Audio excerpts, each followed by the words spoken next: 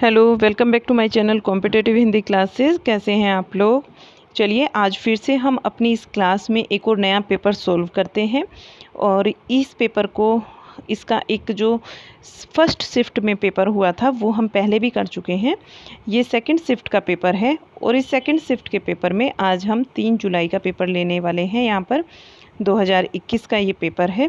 तो चलिए इसका हिंदी का पूरा पेपर हम देखते हैं। पीजीटी है ये, और पीजीटी में आज जैसे कि आप जानते हो 200 क्वेश्चन होते हैं 101 से लेकर 300 तक। तो आज हम वे सारे ही कवर करने वाले हैं। चलिएगा देखते हैं हम अपने क्वेश्चन नंबर 1 से, यहाँ 101 से, ठीक है 101 से हम इसकी स्टार्टिंग करेंगे। और हम जो है क्वेश्चन में क्वेश्चन और आंसर को ही लेंगे, उससे ज़्यादा हम अदर ऑप्शन जहाँ नीड होगी वहाँ पर लेंगे, जहाँ नहीं होगी वहाँ नहीं लेंगे। तो चलिए स्टार्ट करते हैं अपने पेपर को डिसिप्लिन 1 से। और यहाँ पर जो है हमारा डिसिप्लिन 1 स्टार्ट हो जाता है। क्वेश्चन नंबर 101, जैसा कि आप जानते हैं हर एक डिसिप्लिन में 20 क्वेश्चंस होते हैं। तो चलिए स्टार्ट करते हैं। क्वेश्चन 101, अवधि का विकास किस अपभ्रंश से हुआ है? यहाँ हमारा सही आंसर है अवधि का विकास अर्धमागधी अपभ्रंश से हुआ है। अगला क्वेश्चन है, काव्य अलंकार किसकी रचना है? काव्य अलंकार बहामह की रचना है। नेक्स्ट क्वेश्चन, प्रेमचंद के सेवा सदन उपन्यास का उर्दू शीर्षक क्या है? प्रेमचंद के सेवा सदन उपन्यास का उर्दू शीर्षक बाजारे हुस्न है। अगला क्वेश्चन है, जयशंकर प्रसाद का सर्वप्रथम नाटक कौन सा है? तो जयशंकर प्रसाद जी का सर्वप्रथम नाटक है सज्जन। अगला क्वेश्चन देखिए, जयशंकर प्रसाद का सर्वप्रथम नाटक कौन सा है? हमने बताया अभी आपको सज्जन। नेक्स्ट क्वेश्चन, आपको आंसर अगर आ रहे हैं तो आप भी साथ के साथ आंसर करते रहिए और बताना हमें बाद में कमेंट उसमें लिख के कि आपका कितना पेपर ठीक हुआ है। ठीक है, रचना काल के अनुसार भारतेंदु के निम्नलिखित नाटकों का सही क्रम पहचानना है। भारत दुर्दशा, नील देवी, अंधेरी नगरी, सती प्रताप इसका राइट आंसर होगा। अगला क्वेश्चन, दक्षिण भारत हिंदी समिति की स्थापना कब हुई थी? 1918 में इसकी स्थापना हुई थी। नेक्स्ट क्वेश्चन है, दो सुखने किसकी रचना है? दो सुखने अमीर खुसरो की रचना है। अगला क्वेश्चन देखते हैं, आदिकाल में चरित काव्य सर्वाधिक किस साहित्य में लिखे गए हैं? आदिकाल में जो चरित काव्य हैं वे जैन साहित्य के अंतर्गत लिखे गए हैं। आदिकाल में चरित काव्य सर्वाधिक किस साहित्य में लिखे गए हैं? तो हमें पता है जैन साहित्य, राइट आंसर। अगला क्वेश्चन देखते हैं, भक्ति धर्म का रसात्मक रूप क्या है? यह किसका कथन है? यह किसने कहा था कि भक्ति धर्म का रसात्मक रूप, भक्ति जो है वो धर्म का रसात्मक रूप है? ये जो कथन है आचार्य शुक्ल जी का है। अगला क्वेश्चन देख लेते हैं, हम कौन थे, क्या हो गए और क्या होंगे अभी, आओ विचारे आज मिलकर ये समस्याएं सभी। ये भारत भारती से ली गई पंक्तियां हैं। अगला क्वेश्चन देख लेते हैं, पहला साहित्य अकादमी पुरस्कार किस रचना को मिला था? राइट आंसर होगा हमारा हिमतरंगिणी। अगला क्वेश्चन देखते हैं, पहला साहित्य अकादमी, हमें पता ही चला कि साहित्य अकादमी पुरस्कार जो है वो हिमतरंगिणी को मिला था। अगला क्वेश्चन, निम्नलिखित में से केशवदास की काव्य भाषा कौन सी नहीं थी? केशवदास जी की काव्य भाषा भोजपुरी नहीं थी। केशवदास जी ने अवधी में, ब्रज और बुंदेली में अपना काव्य लिखा है, लेकिन उनका भोजपुरी में कोई काव्य नहीं है और नहीं में ही आपसे आंसर पूछा गया था। चलिए अगला क्वेश्चन है, किस क्षेत्र की रचना के लिए प्रसाद जी को अग्रणी कवि माना जाता है? तो किस क्षेत्र की रचना के लिए माना जाता है? छायावादी रचनाओं के लिए माना जाता है। नेक्स्ट क्वेश्चन है, गोरखनाथ के गुरु का क्या नाम था? मत्स्येंद्र नाथ इनके गुरु का नाम था।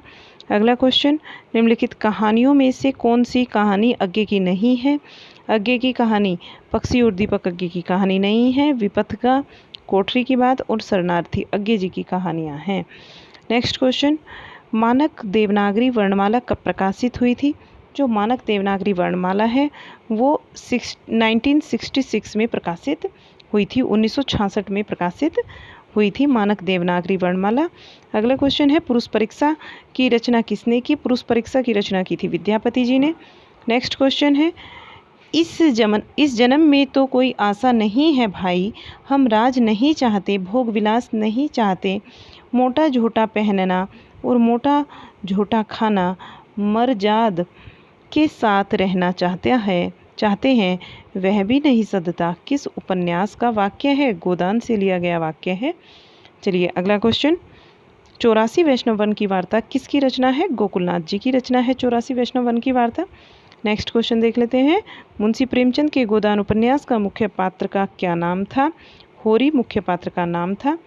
नेक्स्ट क्वेश्चन है, डिसिप्लिन 2 स्टार्ट हो जाता है। 20 क्वेश्चन कंप्लीट हो चुके। बालकृष्ण भट्ट का उपन्यास 100 अनाज एक सुजान किसको कैसा उपन्यास है? ये पूछा गया। उपदेशात्मक उपन्यास है। राइट आंसर उपदेशात्मक। निम्नलिखित उपन्यासों में से कौन सा उपन्यास अयोध्या सिंह उपाध्याय हरिओत जी का नहीं है? तो रसिक बाला। अयोध्या सिंह उपाध्याय हरिओत जी का नहीं है रसिक बाला। प्रेमचंद जी के कंकाल उपन्यास का वर्णन किस में मिलता है? किसका वर्णन मिलता है? प्रेमचंद जी के कंकाल उपन्यास में किसका वर्णन? प्रेमचंद जी का नहीं है कंकाल, तो कंकाल, तितली, इरावती, ये जयशंकर प्रसाद जी के हैं। यहाँ पर प्रसाद जी का कंकाल उपन्यास है और इसमें जो है सामाजिक बंधनों की विषमता और व्यक्तिगत सहज प्रवृत्तियों का संघर्ष मिलता है। नेक्स्ट क्वेश्चन, यशपाल ने अपनी कहानी खच्चर और आदमी में क्या बताया? उन्होंने बताया कि जो अपने को परिस्थितियों के अनुसार ढाल लेता है वही बच पाता है। यशपाल ने बताया था अपनी कहानी खच्चर और आदमी में। ताई कहानी के लेखक कौन है? ताई कहानी के लेखक विश्वंभर नाथ कौशिक जी हैं। नेक्स्ट क्वेश्चन, निम्नलिखित उपन्यासों को उनके प्रकाशन काल के अनुसार सही क्रम में लगाइए। तो प्रकाशन काल के अनुसार मैला आंचल, बूंद और समुद्र, अमृत और विष, कठ गुलाब, ये सही आंसर होगा। अगला क्वेश्चन, राजा भोज का सपना किसकी कहानी है? राजा भोज का सपना जो है वो शिव प्रसाद सितारे हिंद की कहानी है। नेक्स्ट क्वेश्चन है, दुखिनी बाला किसका नाटक है? दुखिनी बाला राधा कृष्ण दास जी का नाटक है। दुखिनी बाला राधा कृष्ण दास, सही आंसर। नेक्स्ट क्वेश्चन, भावों की भिड़ंत शीर्षक से एक लेख किस पत्रिका में छपा था? भावों की भिड़ंत शीर्षक से, शीर्षक क्या था? भावों की भिड़ंत, तो ये था प्रभा पत्रिका में। अगला क्वेश्चन है, निम्नलिखित में से जगदीश चंद्र माथुर का एकांकी संकलन कौन सा है? जगदीश चंद्र माथुर जी का एकांकी संकलन है भोर का तारा। अगला क्वेश्चन है, हिंदी में पत्रात्मक प्रविधि का पहला उपन्यास कौन सा है? तो चंद हसीनों के खातून। क्या है? पत्रात्मक प्रविधि का पहला जो उपन्यास इन्होंने पूछा है कौन सा है, वो है चंद हसीनों के खातून। बाकी ये तीनों गलत हैं। चलिएगा आगे देखते हैं। एकांकी का तीसरा चरण भुवनेश्वर प्रसाद के कौन से संग्रह से शुरू होता है? तीसरा चरण पूछ रहे हैं, कारवा से स्टार्ट होता है। नेक्स्ट क्वेश्चन, साहित्य लोचन का लेखक कौन है? साहित्य लोचन का लेखक कौन है? बाबू श्याम सुंदर दास जी साहित्य लोचन के लेखक हैं। नेक्स्ट क्वेश्चन है, निम्नलिखित विकल्पों में से कुछ जीवनियां और उनके लेखकों के जोड़े दिए गए हैं, तो बताइए कि कौन सा जोड़ा गलत है। तो यहाँ पर कलम का गलत हमें बताना है। कलम का सिपाही दिया है अमृत राय का, ये तो ठीक है। महात्मा बुद्ध का राहुल सांकृत्यायन, ये भी ठीक है। आवारा मसीहा विष्णु प्रभाकर, ये भी ठीक है। कलम का मजदूर मोहनदास कधा, तो यहाँ पर ये गलत है। ठीक है, रामविलास शर्मा यहाँ नहीं होगा।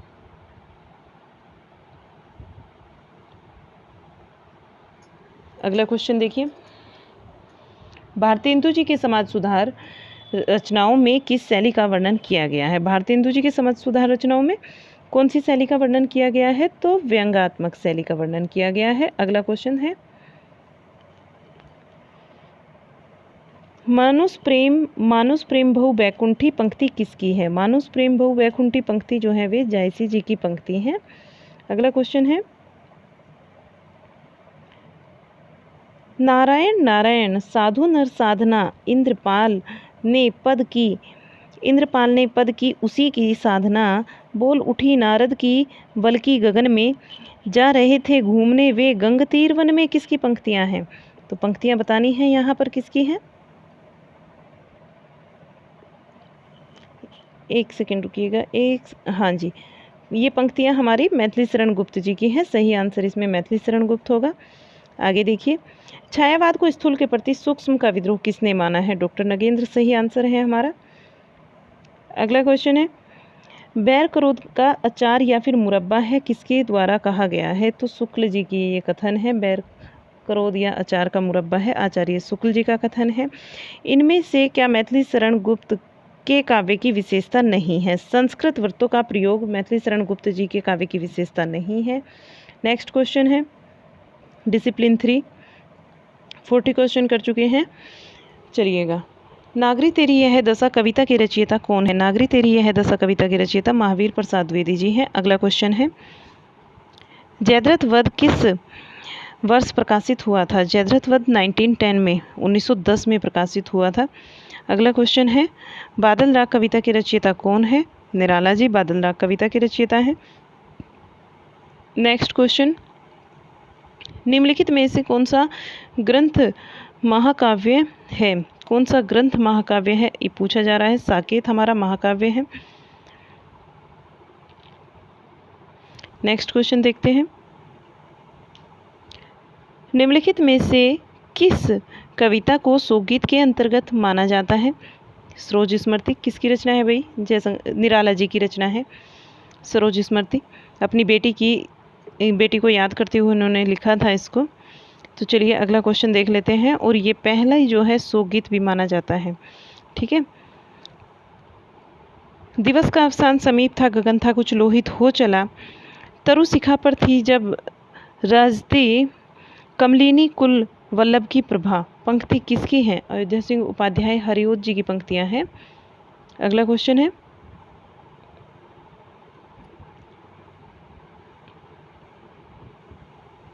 अगला क्वेश्चन देखिए, निम्नलिखित में से कौन सा काव्य प्रसाद जी के द्वारा रचित नहीं है? राघव विलास। राइट आंसर राघव विलास। अगला क्वेश्चन, प्रकृति के सुकुमार कवि और कोमल कल्पना का कवि किसे कहा जाता है? तो सुमित्रा नंदन पंत हमारा सही आंसर है। अगला क्वेश्चन है, निम्नलिखित में से कौन सी मुक्तक छंद की कविता नहीं है? निर्जा हमारी मुक्तक छंद की कविता नहीं है। बाकी जागो फिर एक बार, बादल राग और कुकुरमुत्ता ये मुक्तक छंद की कविता है। अगला क्वेश्चन है, इनमें से कौन सी मुक्त छंद की कविता नहीं है? निर्जा। नेक्स्ट क्वेश्चन, भूख है तो सब्र कर, रोटी नहीं तो क्या हुआ? आजकल दिल्ली में है जेर ए बहस ये मुद्दा। पंक्ति किस कवि की है? तो दुष्यंत कुमार जी की है, और दुष्यंत कुमार को गजल सम्राट के नाम से भी जाना जाता है। अगला क्वेश्चन देखिएगा, साखी किसकी रचना है? साखी पूछा जा रहा है कि किसकी रचना है साखी कबीरदास जी की रचना है। अगला क्वेश्चन है, और कबीरदास जी की जो रचना है बीजक के 3 पार्ट हैं, साखी शबद रमैनी, तो साखी वहीं से है। चलिए, नई कविता के प्रमुख कवि इनमें से कौन हैं? तो ये पूछा जा रहा है कौन है नई कविता के प्रमुख कवि? अज्ञे जी हैं। अगला क्वेश्चन, नई कविता के प्रमुख कवि अज्ञे जी हैं। नेक्स्ट क्वेश्चन है, निम्नलिखित में से केशव ग्रंथावली के संपादक कौन हैं? विश्वनाथ प्रसाद मिश्र। केशव ग्रंथावली के संपादक विश्वनाथ प्रसाद मिश्र जी हैं। अगला क्वेश्चन होगा, युगधारा किसकी काव्य कीर्ति है? युगधारा नागार्जुन की काव्य कीर्ति है। अगला क्वेश्चन है, संशय की एक रात के रचनाकार कौन है? संशय की एक रात के रचनाकार नरेश मेहता है। अगला क्वेश्चन है, मिलन का नाम मत लो, मैं विरह में चीर हूँ, बीन भी हूँ मैं तुम्हारी रागिनी भी हूँ, दूर हूँ तुमसे अखंड सुहागिनी भी हूँ। पंक्तियाँ किस कवि की हैं? तो महादेवी वर्मा जी की हैं ये पंक्तियाँ। अगला क्वेश्चन है, निम्नलिखित में से किस कवि को वाणी का डिक्टेटर कहा जाता है? कबीरदास जी को वाणी का डिक्टेटर कहा जाता है। अगला क्वेश्चन है, भग्नदूत किसका काव्य संग्रह है? तो भग्नदूत जो है वो अज्ञे जी का काव्य संग्रह है। नेक्स्ट क्वेश्चन है, निम्नलिखित विकल्पों में से कौन सा विकल्प नीचे दिए गए शब्दों का सही समानार्थी शब्द नहीं है? सोना का हमें बताना है। सोना को हम हेम भी बोलते हैं, सुवर्ण भी बोलते हैं और कुंदन भी बोलते हैं, लेकिन द्वीप इसका समानार्थी शब्द नहीं होता, और नहीं में ही हमसे आंसर पूछा जा रहा है। नेक्स्ट क्वेश्चन, निम्नलिखित विकल्पों में से दिए गए शब्द के सही अनेकार्थी रूप वाला विकल्प चुनिए। तो हमें कर का बताना है। कर के जो समानार्थी विकल्प होंगे इसमें वो होगा किरण और हाथ। नेक्स्ट क्वेश्चन है डिसिप्लिन 4 60 क्वेश्चन कर चुके हैं यहाँ तक। निम्नलिखित विकल्पों में से उस विकल्प को चुनिए जो दिए गए शब्दयुग्म का सही अर्थ वाला विकल्प है। हमें अभिज्ञ और अविज्ञ के लिए बताना है। तो अभिज्ञ को बोलते हैं जानकार और अविज्ञ को क्या बोलते हैं? मूर्ख बोलते हैं।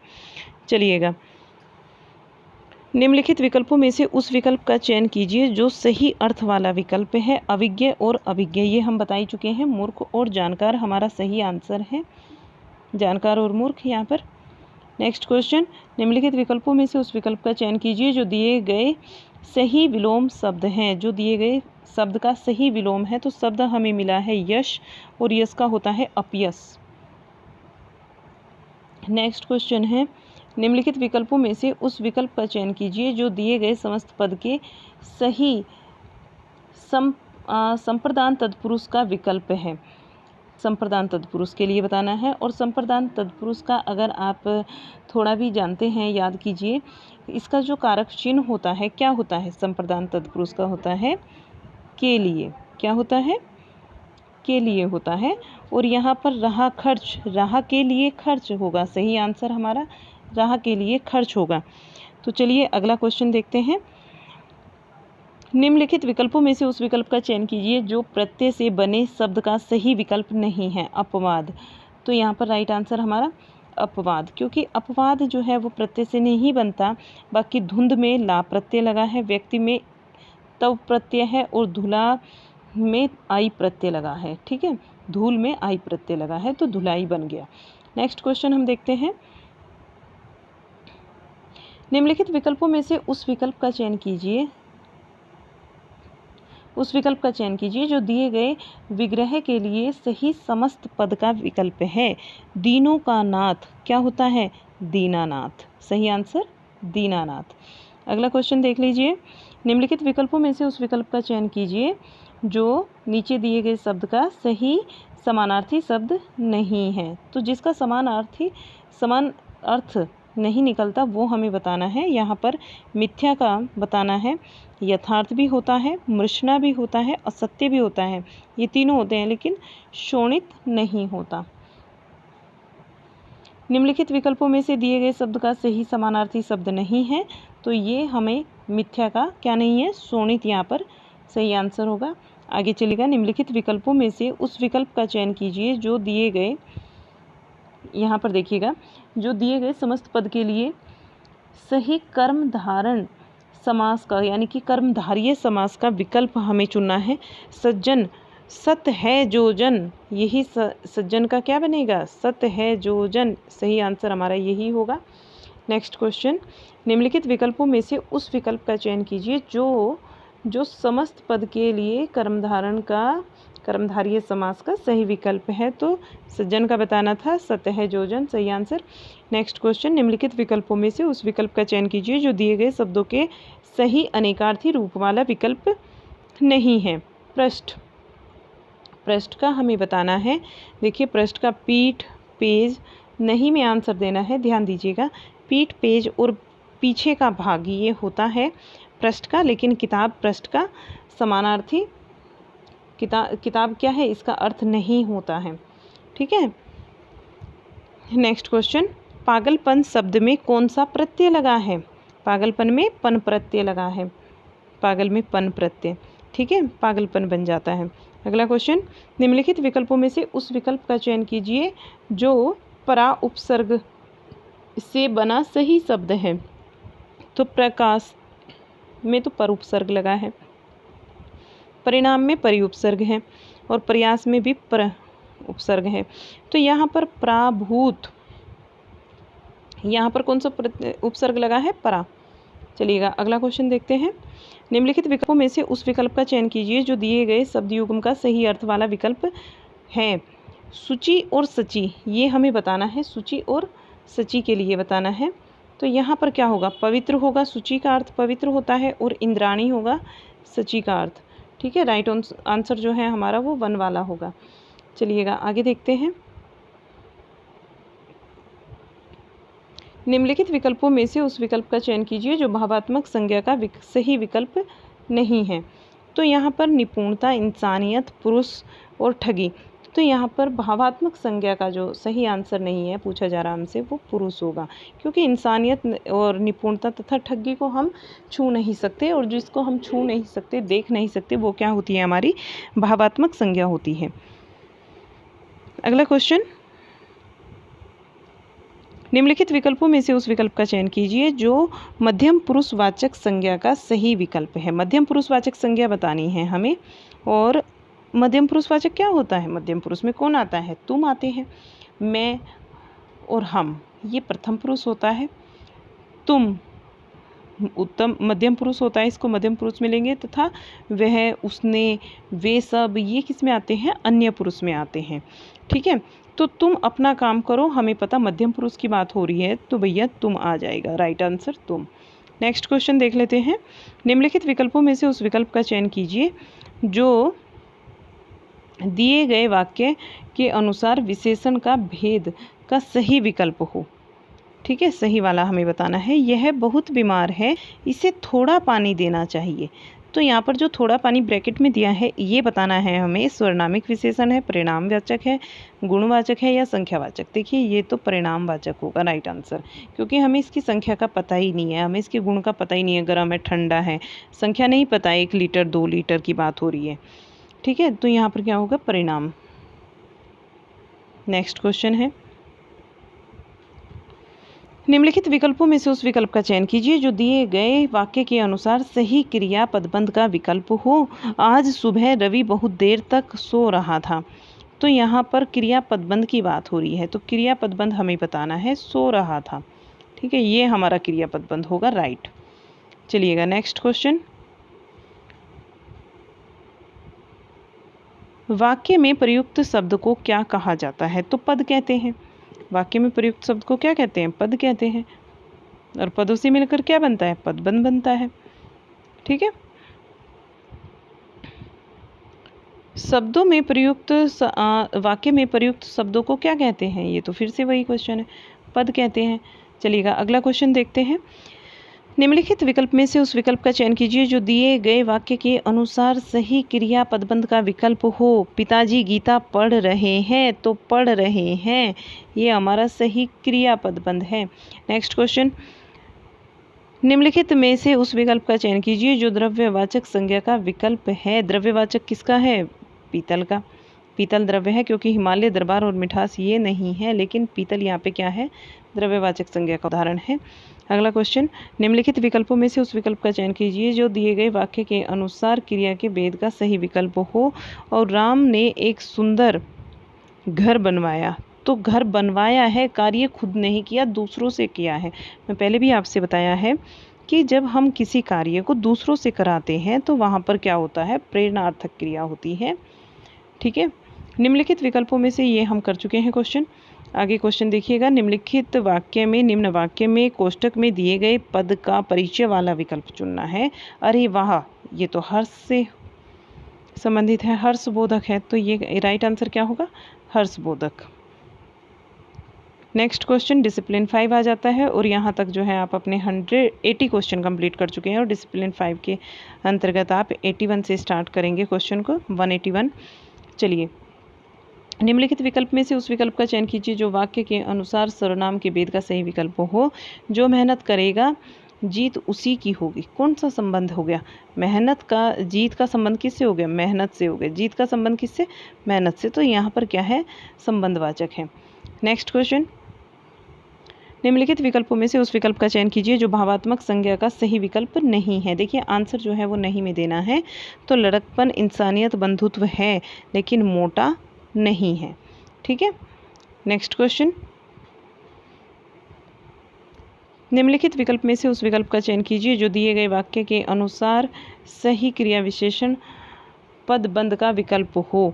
गाड़ी बहुत धीमी गति से चल रही है। गाड़ी क्या हो रही है? बहुत धीमी गति से चल रही है। बहुत धीमी गति यहाँ पर हमारा क्रियापद बंद से ही देख लीजिए कितने क्वेश्चन आए हैं, तीसरा या चौथा क्वेश्चन है ये। तो बहुत धीमी गति, ठीक है, चल रही है नहीं होगा यहाँ, क्रियापद बंद का विकल्प पूछा है, तो बहुत धीमी गति। नेक्स्ट क्वेश्चन, निम्नलिखित में से उस विकल्प का चयन कीजिए जो दिए गए वाक्य के अनुसार सही क्रिया विशेषण का पदबंध विकल्प हो। गाड़ी बहुत धीमी गति से चल रही है। बहुत धीमी क्या है यहाँ पर, बहुत धीमी गति हमारा राइट आंसर होगा। चलिए नेक्स्ट क्वेश्चन देखते हैं। हाँ, सही विकल्प का चुनकर हमें वाक्य को पूरा करना है, सही विकल्प चुनना है और फिर इस दिए गए सेंटेंस को हमें कंप्लीट करना है। सृष्टि डैश सहेली के साथ पढ़ने जाती है, अपनों उसके, तो सृष्टि जो है वो अपनी सहेली के साथ पढ़ने जाती है, सही आंसर हमारा अपनी होगा। नेक्स्ट क्वेश्चन, निम्नलिखित विकल्पों में से उस विकल्प का चयन कीजिए जो सही विकल्प, एक सरल वाक्य का हमें चयन करना है। निम्नलिखित विकल्पों में से सरल वाक्य का सही विकल्प चुनना है, कौन सा है। मुझे देखकर वह खिसक गया, यही राइट आंसर होगा, क्योंकि और से जो है उसने मुझे देखा और खिसक लिया, तो दो वाक्य बन जाते हैं। जब तक खिसका तब खिसक गया जब उसने मुझे देखा, तो ये एक दूसरे पर डिपेंड हो गए। और लेकिन वाला भी हमारा क्या है, संयुक्त का एग्जाम्पल है, लेकिन सरल का जो होगा वो मुझे देखकर वह खिसक गया, ठीक है, ये होगा। निम्नलिखित विकल्पों में से ये कर चुके हैं, आगे देखिएगा। निम्न विकल्पों में से संयुक्त वाक्य को पहचानिए। संयुक्त वाक्य पहचाना, मैं अमेरिका जाऊंगी तथा अपना शेष जीवन वहीं बिताऊंगी, जो राइट आंसर होगा ये होगा। चलिएगा अगला क्वेश्चन, निम्नलिखित वाक्य में उद्देश्य का सही विकल्प चुनना है हमें। महात्मा गांधी मेरे प्रिय नेता थे, तो उद्देश्य बताना है। देखिए दो वाक्य में क्या होते हैं, वाक्य को दो भागों में बांट सकते हैं हम, एक उद्देश्य और दूसरा होता है विधेय। वाक्य को कितने भागों में बांट सकते हैं, दो में बांट सकते हैं, एक उद्देश्य और दूसरा विधेय। तो जो उद्देश्य है और वो क्या है हमारा, ये होगा महात्मा गांधी, यानी कि सब्जेक्ट जो आपका सब्जेक्ट होता है ना, वो आपका उद्देश्य होता है, और ये विधेय क्या होता है, आपका ऑब्जेक्ट होता है, ठीक है, ये होता है आपका ऑब्जेक्ट। चलिएगा नेक्स्ट क्वेश्चन, निम्नलिखित वाक्य में उद्देश्य का सही विकल्प पहचानिए। माँ चाकू से फल काट रही है। माँ चाकू से, यहाँ पर होगा हमारा जो सही आंसर होगा उद्देश्य का, माँ चाकू से, ठीक है। उद्देश्य से भी दो क्वेश्चन बने। आगे देखिएगा, निम्नलिखित विकल्पों में से मिश्र वाक्य को पहचानिए। तो मिश्र वाक्य में अभी बताया आपको क्या होते हैं, ठीक है। जो वाक्य पहला वाक्य पर दूसरा वाक्य डिपेंड होता है, जो विद्यार्थी साहसी होते हैं वही उन्नति करते हैं, तो उन्नति कौन करेगा, जो साहसी होंगे वही तो उन्नति करेंगे। मिश्र वाक्य का एग्जाम्पल होगा, राइट आंसर होगा। चलिएगा नेक्स्ट क्वेश्चन,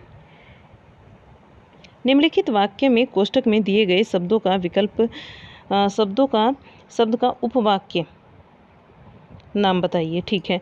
जब तुम मेरे घर आए तब मैं घर पर नहीं था, तो उपवाक्य क्या होगा, मैं घर पर नहीं था तब, तो यहाँ पर उपवाक्य होगा क्रिया विशेषण उपवाक्य, ठीक है। यहाँ कौन सा उपवाक्य होगा, क्रिया विशेषण उपवाक्य। चलिएगा अगला क्वेश्चन देखते हैं। निम्नलिखित वाक्य में कोष्ठक में दिए गए शब्द का उपवाक्य नाम बताइए। तो क्रिया विशेषण उपवाक्य होगा, जब तुम मेरे घर आए तब मैं घर पर नहीं था, क्रिया विशेषण उपवाक्य यहाँ पर होगा। अगला क्वेश्चन देख लेते हैं। निम्नलिखित विकल्पों में से संयुक्त वाक्य को पहचानिए। और रात्रि के 12 बजे और मैंने पढ़ना बंद कर दिया। रात्रि के 12 बजे और मैंने क्या किया, पढ़ना बंद कर दिया। तो यही हमारा संयुक्त वाक्य का सही एग्जाम्पल है। आप चाहे तो सारे ऑप्शन पढ़ सकते हैं यहाँ पर, ठीक है। ये रहे आपके ऑप्शन, आप सारे पढ़ लीजिए। वही संयुक्त वाक्य का मैं बता चुकी हूँ आपको इनकी पहचान। निम्नलिखित विकल्पों में से उस विकल्प का पहचानिए, यानी कि उस विकल्प को पहचानना है हमें जो संयुक्त वाक्य का उदाहरण है, ठीक है, जो कि क्या है, संयुक्त वाक्य। ये तो हम पढ़ लिया हमने कि 12 बजे, रात्रि के 12 बजे और मैंने पढ़ना बंद कर दिया। निम्नलिखित विकल्पों में से सरल वाक्य का सही विकल्प चुनना है। तो आमदनी के अनुसार खर्चा करो, ये सरल वाक्य है। नेक्स्ट क्वेश्चन, निम्नलिखित वाक्यों में से उद्देश्य का सही विकल्प पहचानिए। शिखा की बहन अपनी सहेली को जन्मदिन पर मिठाई खिलाई। शिखा की बहन ने क्या किया, अपनी सहेलियों को जन्मदिन पर मिठाई खिलाई। तो उद्देश्य हमें बताना है यहाँ पर, उद्देश्य शिखा की बहन ने, ये उद्देश्य होगा। अगला क्वेश्चन, निम्नलिखित विकल्पों में से कोष्ठक में दिए गए शब्दों का उपवाक्य नाम बताइए। शब्दों का उपवाक्य नाम बताना है तो यहाँ पर होगा वही व्यक्ति उन्नति करता है जो परिश्रमी होता है। ठीक है, और हमें ये बताना है कि कौन सा उपवाक्य है, विशेषण उपवाक्य है। ठीक है, उन्नति तो करेंगे लेकिन परिश्रमी होंगे, कौन करेंगे, जो परिश्रमी होंगे। ठीक है,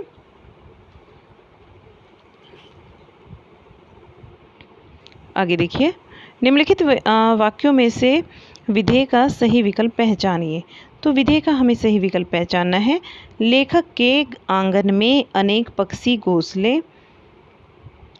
पक्षियों के घोंसले थे। लेखक के आंगन में क्या था, अनेक पक्षियों के घोंसले थे। तो यहाँ पे हमें विधेय का एग्जाम्पल बताना है। लेखक को छोड़कर बाकी अनेक पक्षियों के घोंसले थे आंगन में। लेखक के आंगन में अनेक पक्षियों के घोंसले थे, ये हमारा विधेय होगा, अनेक पक्षियों के घोंसले थे। ठीक है, नेक्स्ट क्वेश्चन, निम्नलिखित में से संयुक्त वाक्य को पहचानना है। लड़का बीमार था इसलिए वह डॉक्टर के पास गया। राइट आंसर होगा आपका ये। चलिएगा अगला क्वेश्चन, निम्नलिखित विकल्पों में से मिश्र वाक्य को पहचानिए। मिश्र वाक्य बताना है। मैंने जो घोड़ा खरीदा वह बहुत तेज दौड़ता था। तो ये हमारे मिश्र वाक्य का एग्जाम्पल होगा। अगला क्वेश्चन, निम्नलिखित वाक्यों में कोष्ठक में दिए गए शब्दों का उपवाक्य नाम बताइए। तो राजू ने कहा कल वह मुंबई जा रहा है। तो ठीक है, क्या कहा राजू ने कि कल वह कहाँ जा रहा है, मुंबई जा रहा है। ठीक है, ये हमारा संज्ञा उपवाक्य है। राजू ने कहा कल वह मुंबई जा रहा है, तो ये क्या हुआ, कल वह मुंबई जा रहा है, इसका ये संज्ञा उपवाक्य है। ठीक है,